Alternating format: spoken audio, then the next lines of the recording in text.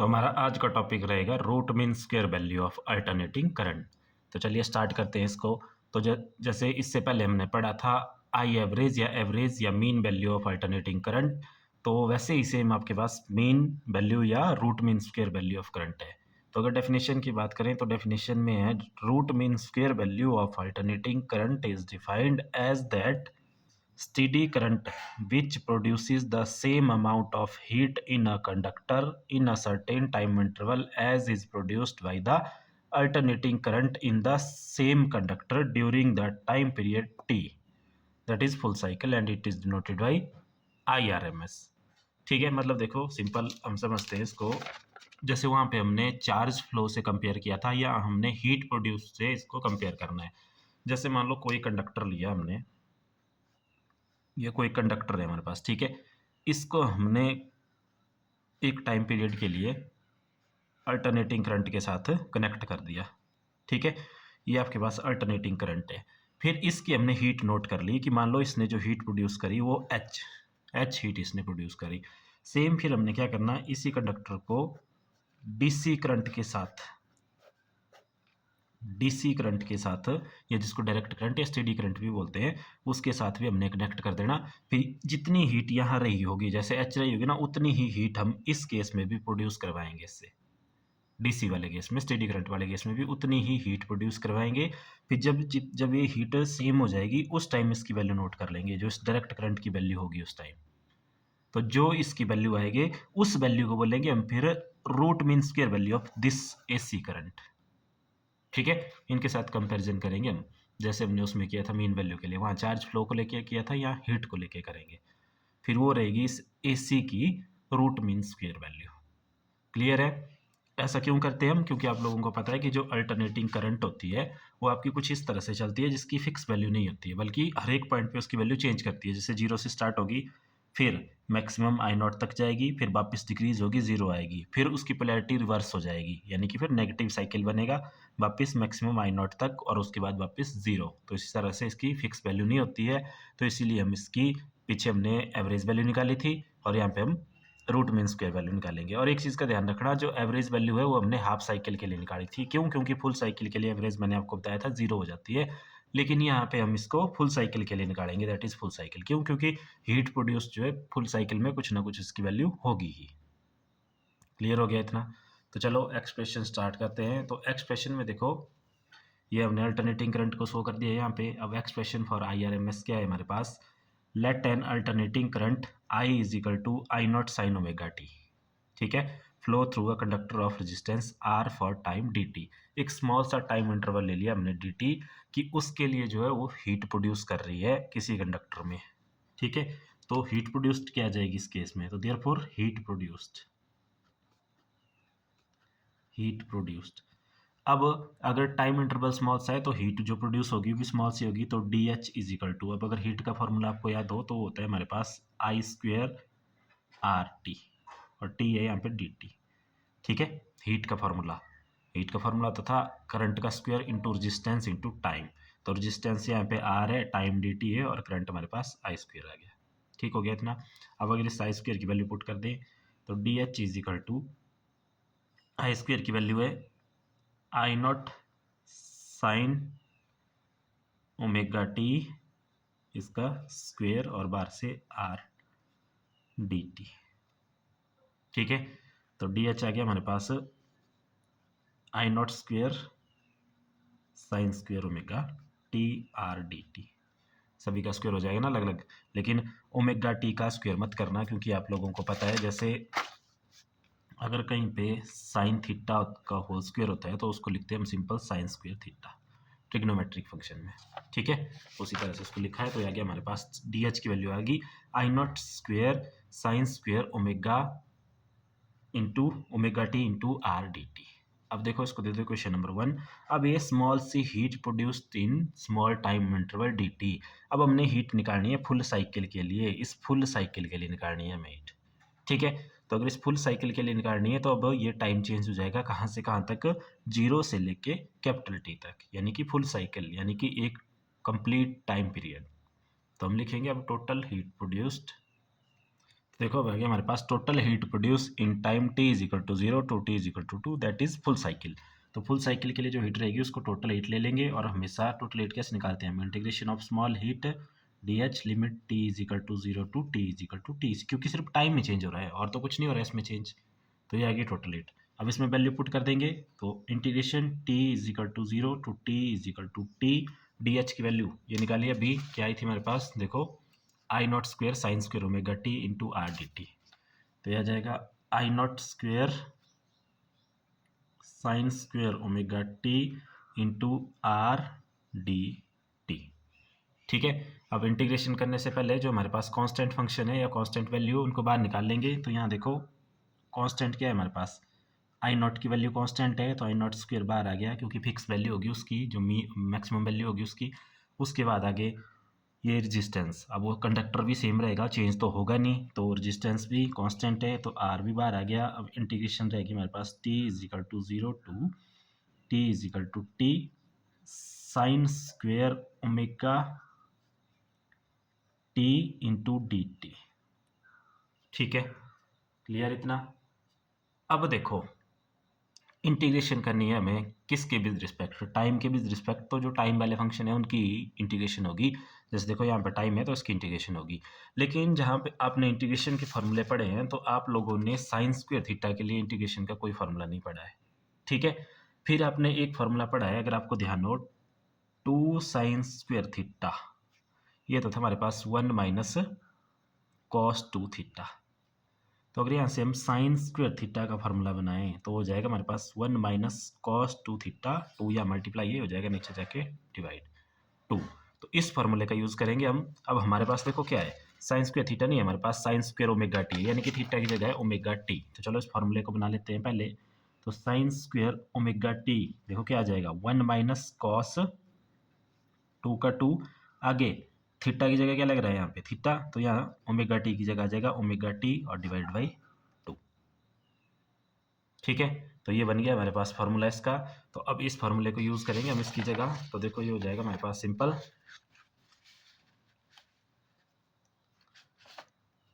I not square R integration t is equal to 0 to T is equal to t, इसकी जगह आ गया मेरे पास 1 minus cos two omega t upon 2, और बाहर से रह गया डी टी।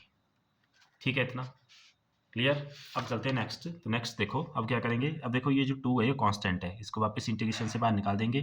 तो यह जाएगा I not square R upon 2, आगे इंटीग्रेशन किसकी रहेगी, 1 minus cos two omega T D T, T is equal to 0 to T is equal to T, limit साथ लेके चलेंगे।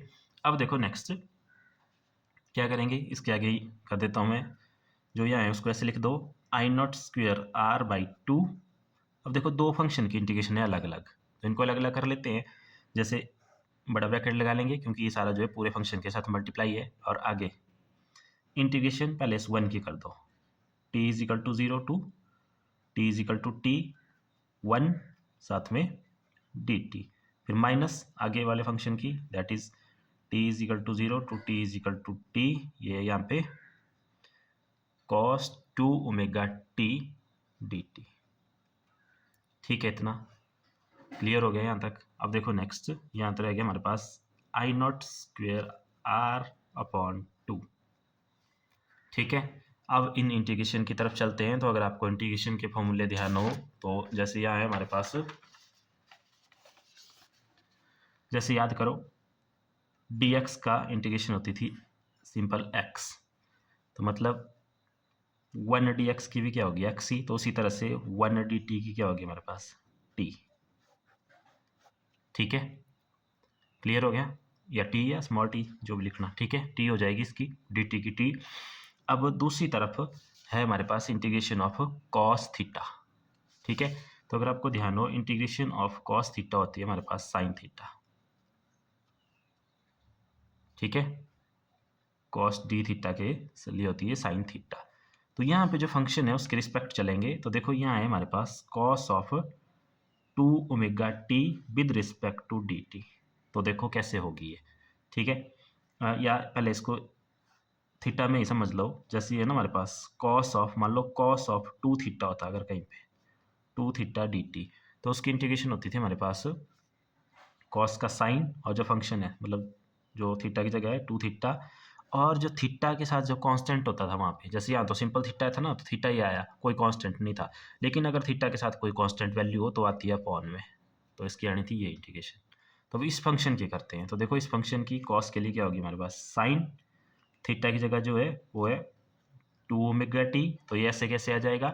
अब थीटा में ओमेगा टी, थीटा में की जगह क्या है यहाँ सिंपल टी है, जैसे यहाँ था देखो थीटा की जगह थीटा और साथ में कांस्टेंट था मल्टीप्लाई बाई 2, तो यहाँ पे जो कांस्टेंट मल्टीप्लाई है वो है 2 ओमेगा, ये रखना ध्यान, ठीक है 2 ओमेगा है।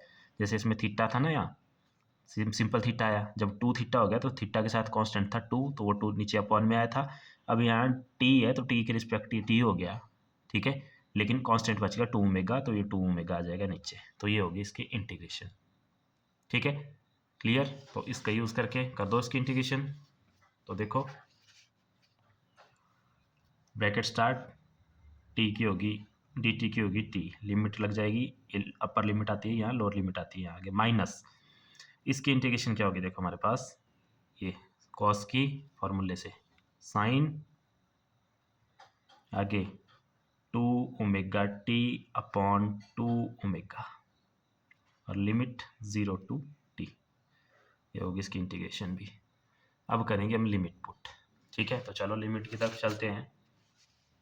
अब देखो इसमें आई नॉट स्क्वेयर ये निकाल के रहे हैं, एच हीट निकल रही है ये, ठीक है, I not square R by 2, यहाँ लिमिट पुट कर दो, upper limit minus lower limit, तो टी की जगह आएगा पहले upper limit minus lower limit, limit खत्म होगी।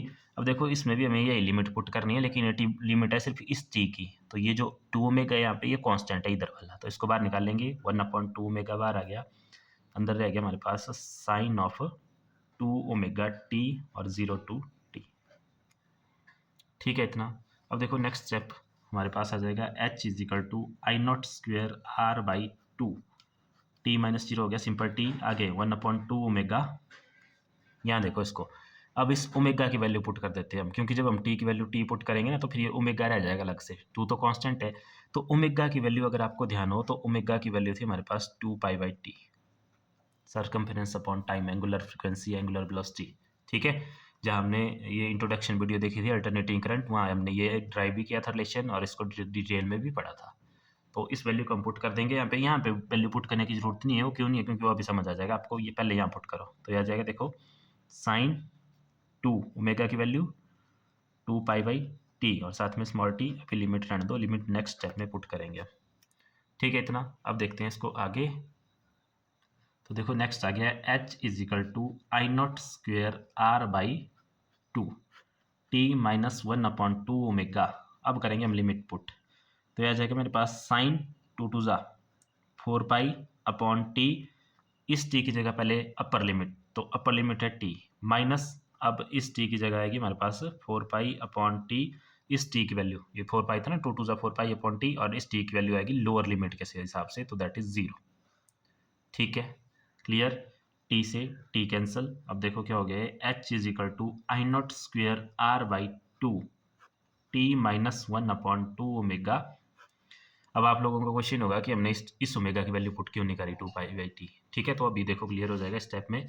अब देखो नेक्स्ट यहाँ पे क्या आ गया हमारे पास, सिंपल साइन 4 पाई माइनस 0 से मल्टीप्लाई हो गया ये वाला फंक्शन, तो ये हो गया साइन 0, ठीक है। अब अगर आपको ध्यान हो तो साइन एन पाई मतलब जैसे अगर 0 रखेंगे वैल्यू तो साइन 0, 1 रखेंगे वैल्यू तो साइन पाई, 2 रखेंगे वैल्यू तो 2 पाई, 3 पाई 4 पाई, ये सारे की वैल्यू होती है 0 हमारे पास हमेशा, तो इसकी वैल्यू भी 0 होगी, इसकी वैल्यू भी 0 होगी, तो 0 माइनस 0 0, तो ये आ गया h is equal to I not square R by 2 T minus 1/2 T, तो 1/2 ओमेगा और साथ में मल्टीप्लाई बाई 0, ठीक है, तो ये हो गया 0, यहाँ रह गया सिर्फ टी, तो h की वैल्यू रहेगी हमारे पास h, this implies h is equal to I not square R by 2, यहाँ से सिर्फ t, क्योंकि ये 0 हो गया 0 से मल्टीप्लाई होके, ठीक है, तो ये आ गई इसकी वैल्यू t, इसको दे देंगे हम इक्वेशन नंबर 2, क्योंकि पहले आई थी हमारी 1, ये आ गई इक्वेशन नंबर 2। अब देखो ये वाली हीट प्रोड्यूस करी इस अल्टरनेटिंग करंट ने, अब हमने डेफिनेशन में लिखा है कि इसको हमें कंपेयर करना है स्टेडी करंट के साथ, तो उसमें हम ले लेंगे कि let IRMS is the value of steady current, या डायरेक्ट करंट भी लिख सकते हैं, which produces the same heat in a conductor, क्योंकि ये लिखा था ना हमने, क्योंकि उतनी ही हीट हमने उससे भी प्रोड्यूस करवानी है, तो हमने डायरेक्ट लिख लिया कि उसमें भी जो है वो जो करंट रही होगी उसकी वैल्यू होगी IRMS, वही तो हमने डेफिनेशन में लिखा है। तो अगर IRMS की वैल्यू है तो जो उसकी हीट आएगी H, वो भी क्या आ जाएगी IRMS का स्क्वायर इंटू RT डायरेक्ट। क्यों? हीट का फॉर्मूला क्या होता है, करंट का square into resistance into time, तो ये आ जाएगी इक्वेशन नंबर 3। अब देखो अगर ये हीट सेम है दोनों, तो इक्वेशन 2 एंड 3 इम्प्लाइज, तो 2 और 3 से क्या आएगा, लेफ्ट हैंड साइड सेम है तो राइट हैंड साइड भी सेम होगी, तो यह आ जाएगा I square RMS into RT is equal to I0 square R by 2 into T, R से R कैंसल, T से T कैंसल, ठीक है।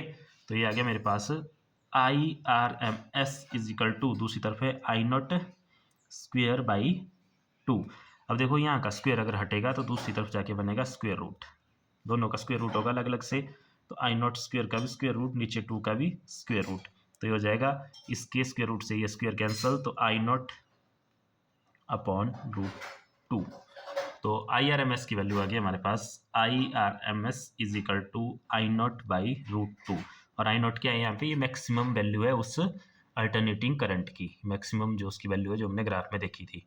और अगर इसकी आगे वैल्यू पुट करें आप, तो ये वैल्यू आएगी हमारे पास, तो ये वैल्यू आएगी हमारे पास इस रूट 2 की वैल्यू को पुट करके इससे डिवाइड करके, तो ये रहेगा 0.707 ऑफ I0।